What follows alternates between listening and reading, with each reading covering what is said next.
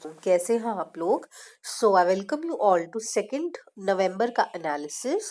First November को it was a Sunday, so it is Monday analysis. तो पहला article है जीएस पेपर 1 से related and I will be having voice issues due to my health issues and they are very severe right now. So पहला article देख लेते हैं राष्ट्रीय एकता दिवस के बारे में। तो भाई 2014 से ही सरकार ने बोला है कि हम 31 अक्टूबर को राष्ट्रीय एकता दिवस मतलब यूनिटी ऑफ द नेशन बनाएंगे। एंड आपको पता ही है कि जो पहले के टाइम में इंडिपेंडेंस के बाद हमारे सभी प्रिंसली स्टेट्स को इकट्ठे लाने का काम सरदार वल्लभ भाई पटेल जी ने किया था। तो उनकी बर्थ एनिवर्सरी भी है, तो इसीलिए उन्होंने कहा 31 अक्टूबर को बनाएंगे ताकि रीअफर्म कर सके strength and resilience of the nation कि भाई वो थ्रेट एंड यूनिटी के खिलाफ डटकर खड़े रहे थे। ठीक है, क्योंकि सरदार वल्लभ भाई पटेल ने 562 प्रिंसली स्टेट्स को इकट्ठे लेकर आए एंड पूरा एक रिपब्लिक इंडिया की स्थापना करी। सो इनका रोल क्या है इंडियन नेशनल मूवमेंट में? तो 1917 में elected as the secretary of Gujarat सभा।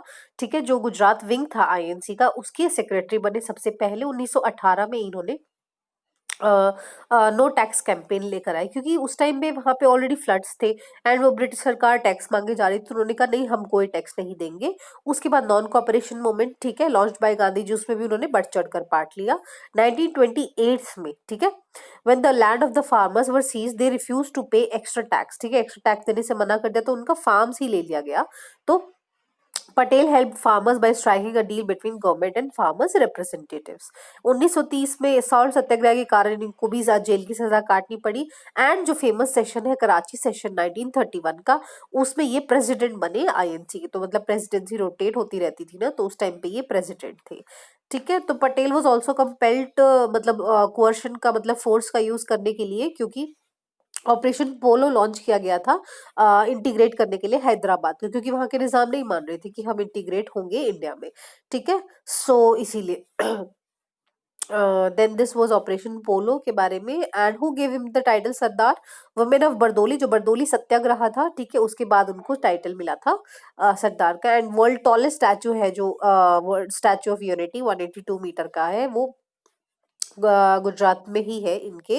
बेसिकली इनका पूरा स्टैचू वो तो आपको पता ही है। टाइफोन गोनी के बारे में देख लेते हैं। फिलीपींस को हिट करने को हिट कर चुका है। तो हरिकेन्स हम बहुत बार कवर कर चुके हैं। ये एक ही बात होती है भाई, ट्रॉपिकल स्टॉर्म्स होती है। ठीक है, क्योंकि अलग अलग जगह ओरिजिनेट होती है, इसलिए इनका नाम अलग अलग होता है। सबसे पहले आता है ट्रॉपिकल डिप्रेशन, उसकी 35 से 64 किलोमीटर पर आवर स्पीड रहती है। फिर वो बनता है ट्रॉपिकल स्टॉर्म, स्पीड बढ़ती है। फिर बनता है टाइफून, फिर बनता है सुपर टाइफून या सुपर साइक्लोन कह लो, है ना। ठीक है, over 200 kilometre per hour speed के बाद। देन देख लेते हैं ट्रॉपिकल स्टॉर्म्स ही होती है, क्योंकि बट डिफरेंट नेम से होती है। North Atlantic ocean and north east Pacific में होता है। ठीक है, मतलब अमेरिकन नदर एंड सदर्न अमेरिकन कॉन्टिनेंट पे, वहां उसको हरिकेन कह देते हैं। ठीक है, एंड टाइफून कहाँ पे होता है? जापान वाली साइड पे अगर होता है उसे टाइफून कह देते हैं। ठीक है, और फिर इंडियन ओशन की तरफ होता है उसे साइक्लोन कह देते हैं। ऑस्ट्रेलिया की और न्यूजीलैंड की तरफ होता है तो उसे विली विलीज कह देते हैं। ठीक है, how fall storms are form? तो एयर क्विकली राइज करेगी, जब पानी गर्म हो गया एकदम से एयर राइज कर गई। ठीक है, फिर एयर ऊपर जाएगी तो ऊपर टेम्परेचर कम होता है, लैप्स रेट के कारण तो ठंडी होना चालू करेगी, पर नीचे से तो और गर्मी आई जा रही है। पर ये बोलेगी नहीं नहीं नहीं, ऊपर चल ऊपर चल ऊपर चल। Then wave reach and the cycle causes strong winds over the sea and tropical storm can whip up huge waves. ठीक है, तो इतनी तेज यहाँ से फिर विंड आना भी चालू हो जाती है, इस ये एयर से इतनी ज्यादा स्ट्रॉन्ग हो जाती है, फिर यहाँ पे विंड बनना चालू हो जाती है। वही ना, सबसे पहले ट्रॉपिकल डिप्रेशन जो हमने पढ़ा।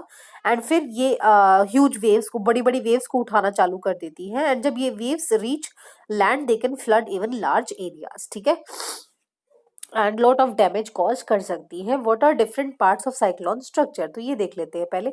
जब साइक्लोन ऐसे उठता है ना, तो सबसे बीच में सबसे लो प्रेशर एरिया होता है। ठीक है, जिसे आई ऑफ द स्टॉर्म कहते हैं। रिलेटिवली काम स्पेस सबसे ज्यादा लो प्रेशर एरिया होता है, फिर यहाँ बढ़ते बढ़ते प्रेशर बढ़ता जाता है। ठीक है, एंड जो आई पार्ट आई पे आता है उसी पे सबसे ज्यादा डैमेज कॉज होता है। आई वॉल क्या होता है? Eye wall houses extremely high wind speed causing damage to both life and property. तो जो इधर का पार्ट होता है वो सारा आई वॉल कहलाता है। रेन बैंड्स क्या होते हैं? सबसे ज्यादा आउटर पार्ट होते हैं साइक्लोन की, और ये बेसिकली यहाँ पे बारिश वारिश ज्यादा होती है। ठीक है, तो ये आई वॉल होता है, रेन बैंड्स और आई के बीच का पार्ट कह लो आप, या तो, एंड फिर ये जो एक्सट्रीम पार्ट होता है इसको रेन बैंड्स कहते हैं।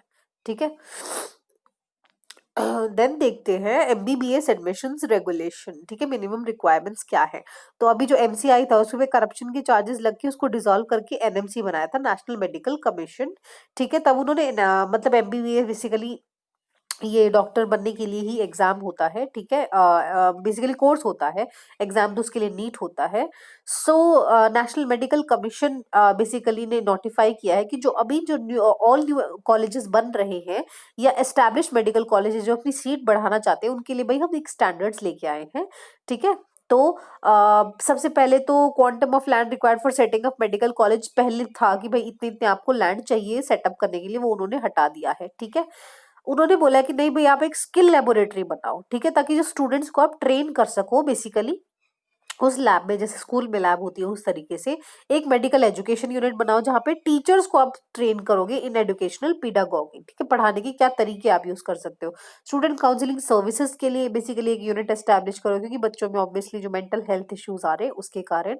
And availability off fully functional, भाई आपका कॉलेज है ना वो एक हॉस्पिटल के साथ इंटीग्रेट होना चाहिए जहाँ बच्चे प्रैक्टिस के लिए जा सके, और वो 300 बेडेड का होना चाहिए मल्टी स्पेशलिटी हॉस्पिटल जो एटलीस्ट 2 साल से फंक्शनल हो, ये नहीं अभी अभी बना हो। ठीक है, पहले की रेगुलेशंस ने बोला नहीं था कि 2 साल के लिए फंक्शनल होना चाहिए। And two new teaching departments have become mandatory in all new medical colleges. ठीक है, they include Department of Emergency Medicine and Physical Medicine and Rehabilitation. ठीक है, बाद में जो चोट वोट लगने के बाद रिहेबिलिटेशन, मान लो किसी का पैर कट गया तो फिर उसको रिहेबिलिटेट कैसे करेंगे, पेशेंट को रिस्टोर कैसे करेंगे, मतलब न्यू मेथड्स ऑफ एम्प्लॉयमेंट क्या जनरेट करेंगे। ठीक है, उस तरीके से। तो एनएमसी क्या है भाई? एक बॉडी है, बेसिकली 33 मेंबर बॉडी है, 10 तो एक्स ऑफिशियो मेंबर्स हैं उधर। ठीक है, एंड 22 पार्ट टाइम मेंबर्स है जो सेंट्रल गवर्नमेंट ही अपॉइंट करती है। ठीक है, अपार्ट फ्रॉम चेयरमैन। ठीक है, तो अपार्ट तो टोटल 33 हो गए, एंड 3 साल के लिए है बेसिकली ये वाली body. And laying down policy for regulating medical institutions and professionals. So requirement of human resource कितना चाहिए एंड इंफ्रास्ट्रक्चर क्या क्या चाहिए होता है हेल्थ केयर में। Ensuring compliance by state medical council, जो इनकी कंप्लायंस बेसिकली कंप्लाई करे इनके रूल्स के अनुसार। And 50% of the seats in private medical college, क्या होता है प्राइवेट मेडिकल कॉलेज में 100 सीट होती है ना, तो 50 सरकार की होती है। ठीक है, तो उसमें गाइडलाइंस बिठाएगी एनएमसी ही बिठाएगी उसमें गाइडलाइंस। ठीक है, देन देखते हैं Gilgit Baltistan, it's a part of India ministry of external affairs ने बोला है। ठीक है, तो पाकिस्तान वैसे भी बोलता रहता है कि वो हमारा एरिया है, तो इसीलिए हमारे यहाँ की मिनिस्ट्री ऑफ एक्सटर्नल अफेयर्स ने कहा है, ऐसा नहीं है। ठीक है, तो इसमें कुछ खास इंपॉर्टेंट नहीं है, वही बोला जा रहा है कि attempt to camouflage the illegal occupation of region by Islamabad. उसने क्लैरिफाई कर दिया इंडिया ने कि Jammu Kashmir, Ladakh and Gilgit Baltistan are the integral part of India. ठीक है, तो लोकेटेड कहाँ पे है? अब भाई ये इधर लोकेटेड होता है गिलगित बाल्टिस्तान। अगर ये इंडिया का मैप दिखाऊं तो मैं आपको, it borders China in the north, Afghanistan in the west. ठीक है, अफगानिस्तान इन द वेस्ट, और इधर तो कश्मीर है ही, and China in the north. ठीक है, geographical boundary with Pakistan occupied Kashmir. ठीक है, तो पीओके से ही इसकी बाउंड्री शेयर होती है, एंड इंडिया इसको यूटी ऑफ लद्दाख का पार्ट माना जाता है। भाई हमारी दिक्कत क्या है बेसिकली, क्या है, जो चाइना पाकिस्तान इकोनॉमिक कॉरिडोर है, ठीक है, वो इधर से पास हो रहा है। ठीक है, जो चाइना बनाना चाह रहा है एक इकोनॉमिक कॉरिडोर। ठीक है, बाकी तो ये इंडिया का पार्ट है, तो चाइना ने इंडिया से तो पूछा ही नहीं इसके बारे में, है ना। तो इसीलिए ये ज्यादा हमारी सॉवेरेनिटी को थ्रेट कर रहा है, क्योंकि we are not in friendly terms with China in terms of security. ठीक है, सो इट और यहाँ पे क्या है, काफी ज्यादा पीक्स भी यहाँ पे लाई करती हैं। ठीक है, अगर ये पीओके के पार्ट में ही देखा जाए तो सबसे ज्यादा बड़ा हमारा जो K2 पीक है, हाईएस्ट पीक ऑफ इंडिया, वो यहीं पे लाई करता है ना। So 3 of the world's longest glaciers outside the polar regions are found in Gilgit Baltistan as well. तो जो पाकिस्तान है उसके लिए क्या चैलेंज है, जो कराची एग्रीमेंट है उसको वॉयलेट करेगा। ठीक है, एंड जो UN resolutions basically Kashmir issue था उसमें यूएन ने बेसिकली घुस के इंटरवीन किया था ना, तो यूएन रेजोल्यूशंस को भी वायलेट करेगा।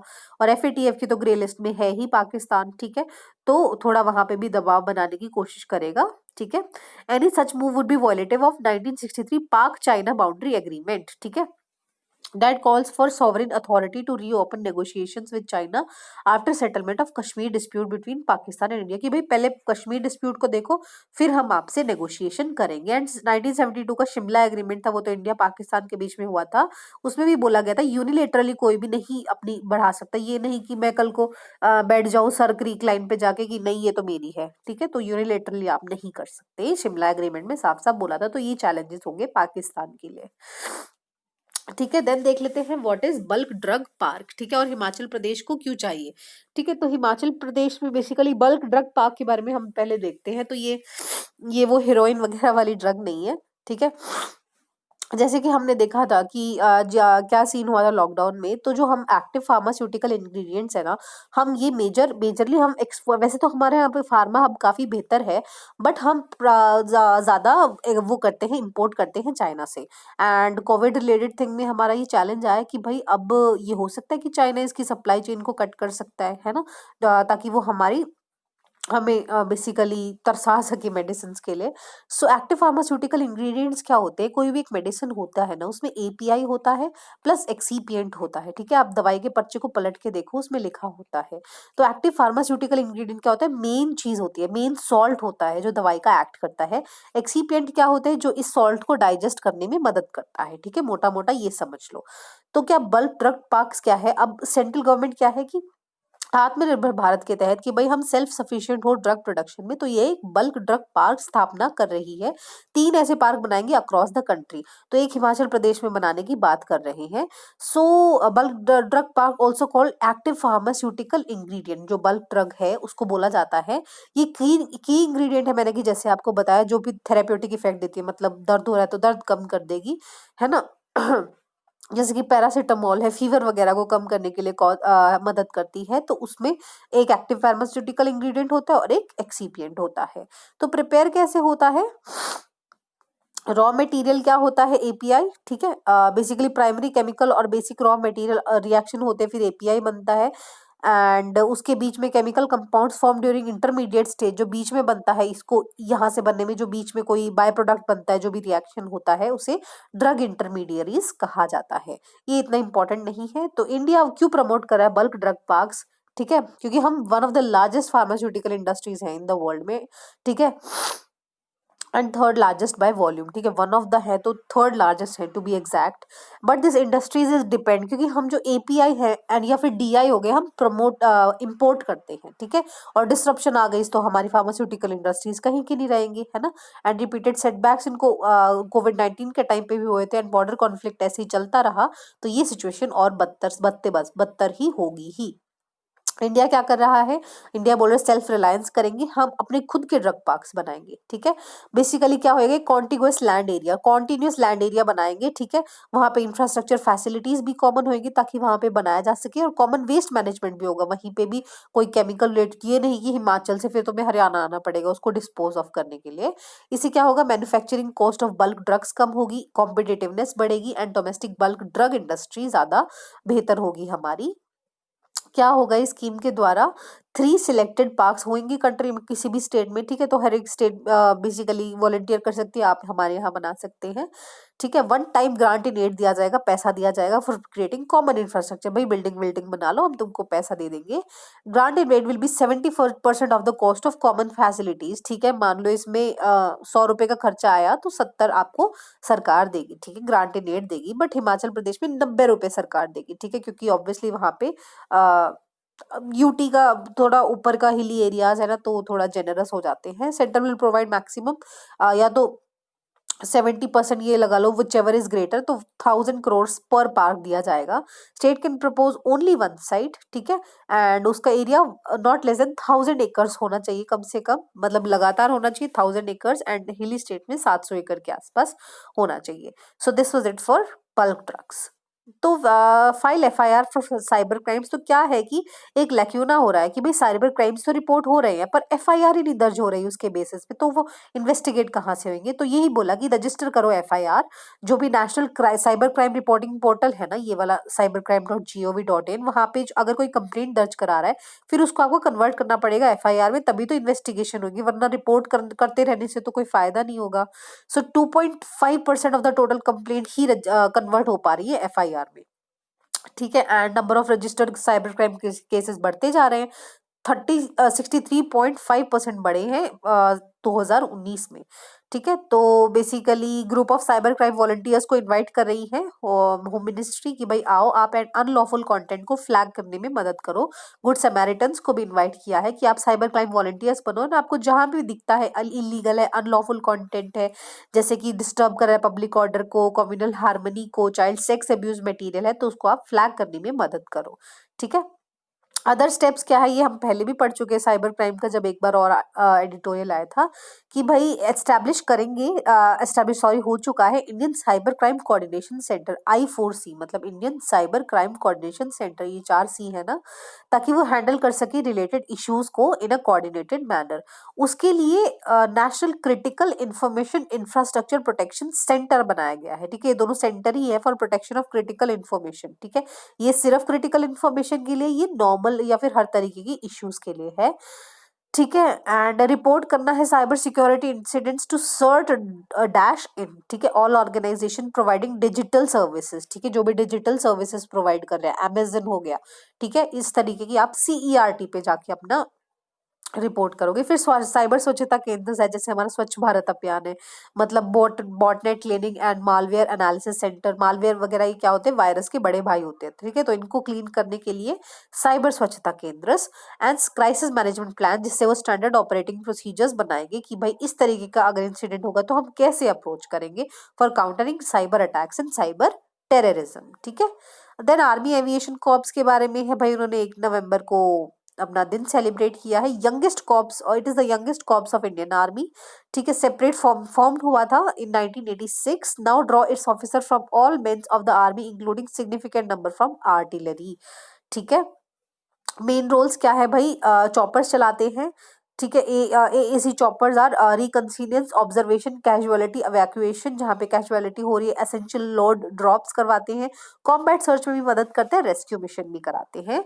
ठीक है, AAC helicopters are also part in the HADR, human assistant and disaster relief in the peace times. ठीक है, and airborne command post and replacing ground command post भी हो जाता है अगर रिप्लेस करना है इनको, आर्मी हेलीकॉप्टर्स को। एंड ये करंटली ऑपरेट्स क्या कर रहे हैं, जो ये कॉप्स है क्या ऑपरेट करे, कौन से हेलीकॉप्टर्स, चेतक, चीता, ठीक है, ALH Dhruv and ALH weapon system integrated, also known as Rudra. ठीक है, सो देन देखते हैं इजहू थाचन पुरस्कारम। ठीक है, तो कोई पुरस्कार ही है ये। ठीक है, 1993 में केरला गवर्नमेंट का हाईएस्ट लिटरेरी ऑनर है। ठीक है, जैसे कि नेशनल साहित्य अकादमी, वैसे केरला साहित्य अकादमी देती है इसको। एंड जो थुन्नु चत्तू इजहू थाचन है, जो फादर ऑफ मलयालम लैंग्वेज है, इन्होंने बेसिकली फादर माना जाता है इनको, उनके नाम के पीछे है। एंड कैश प्राइस 5 लाख का एंड साइटेशन दिया जाता है। राइटर पॉल आचार्य को ये 28th प्राइज मिला है इसका। ठीक है, तो अगर ये कभी आ जाए तो थोड़ा आइडिया लगा लेना कि केरला से रिलेटेड है, इतना तो इम्पोर्टेंट है नहीं वैसे ये। प्लेसेस इन न्यूज क्या है, Kaziranga national park and tiger reserve. तो काजीरंगा है तो आसाम में ही है। ठीक है, 1908 में मैरी कर्जन की रिकमेंडेशन में बनाया गया था, लॉर्ड कर्जन की वाइफ है ये। ठीक है, and 2/3 of the world one horn rhinoceros host करता है, एक वर्ल्ड हेरिटेज साइट भी है। Important bird area bird life international ने घोषित किया गया। बर्ड लाइफ इंटरनेशनल क्या है, एक NGO है, यूनाइटेड किंगडम में लोकेटेड है, जो इस चीज में काम करता है। Much of the focus of the conservation, 4 species का नाम, जब भी काजीरंगा का नाम है 4, वन हॉर्न राइनो का तो आपके दिमाग में आएगा ही आएगा, एलिफेंट का भी आना चाहिए, royal Bengal tiger and Asiatic water buffalo का भी आना चाहिए। ठीक है, ये नहीं कल को पूछ लिया जाए एशियाटिक वाटर बफेलो कहाँ है, आप कोई और ही टाइगर नेशनल पार्क टिक कराओ। ठीक है, इट वोंट वर्क। काजीरंगा में 4 मेन रिवर्स है, ब्रह्मपुत्रा, दिफ्लू, मोरा दिफ्लू एंड मोरा धांसीरी। ठीक है, ये ब्रह्मपुत्रा की ही ट्रिब्यूटरीज हैं। देन इज अबाउट 16 साइकी, क्या है भाई, एस्टेरॉयड है बिटवीन मार्स एंड जुपिटर। तो जो मार्स एंड जुपिटर के बीच में वैसे भी एस्टेरॉयड बेल्ट होती है, मरकरी, वीनस, अर्थ, मार्स, इधर एक एस्टेरॉयड बेल्ट होती है बहुत बड़ी, फिर जुपिटर आता है। तो ये इसी एस्टेरॉयड बेल्ट में लोकेटेड है, ठीक है। 1853 में पहले भी इसको डिस्कवर कर लिया गया था, तभी इसको साइक नाम दिया गया है। रिसेंटली स्टडी में पाया गया है कि भाई ये इसमें ना बहुत मेटल है, ठीक है, और हमारी एंटायर अर्थ की इकोनॉमी से भी ज्यादा है, ठीक है, more than the entire economy of the earth. तो बहुत कभी टकरा जाए थोड़े बहुत गोल्ड पार्टिकल्स प्लैटिनम से बिखेर के चला जाए तो कितना अच्छा रहेगा ना। तो ऐसा सोचा गया है। Images from NASA Hubble telescope show that surface में कंप्राइज आयरन एंड निकल, जो अर्थ की कोर का है ना वो इसका पूरा सरफेस ऑक्यूपाई करता है, ठीक है। देन बोल रहे हैं कि भाई 2022 में विजिट करेंगे, यहाँ से लेकर आएंगे कोई एलिमेंट्स, सो देखते हैं। इट इज अबाउट साइक 16 के बारे में। There is about Kevadia tourism circuit. Circuit क्या है, बेसिकली एक बना दिया ना, ज्वाइन कर दिया बहुत सारी चीजों को। तो स्टैच्यू ऑफ यूनिटी अब क्या है कि देखो वो बहुत ना एक्सट्रीम सी लोकेशन पे है, तो वहां पे टूरिज्म इतना ज्यादा नहीं है। बड़ी मूर्ति करके लोग गए तो, बट इन्हें अब टूरिज्म बहुत कम हो गया, इसीलिए केवाडिया टूरिज्म सर्किट बनाया गया, ठीक है। केवाडिया विलेज है वहीं पे, जहाँ पे बेसिकली सरदार सरोवर डैम है और स्टैच्यू ऑफ यूनिटी भी है। तो वही उसी के नाम पे कि वहां पे बहुत सारी 35 टूरिस्ट हॉटस्पॉट को भी कवर कर दिया गया, वैली ऑफ फ्लावर्स, विश्वावन, ताकि क्या है कि लोग वहां आए, इधर भी विजिट करें स्टैच्यू ऑफ यूनिटी। अब जितना पैसा लगाया है उतना रिकवर भी तो करना है ना, उधर विजिट करें, बाकी और जगह भी, बेसिकली टूरिस्ट हब बनाने के लिए केवाडिया टूरिज्म सर्किट है। तो केवाडिया ट्राइबल नर्मदा डिस्ट्रिक्ट में विलेज ही है, ठीक है।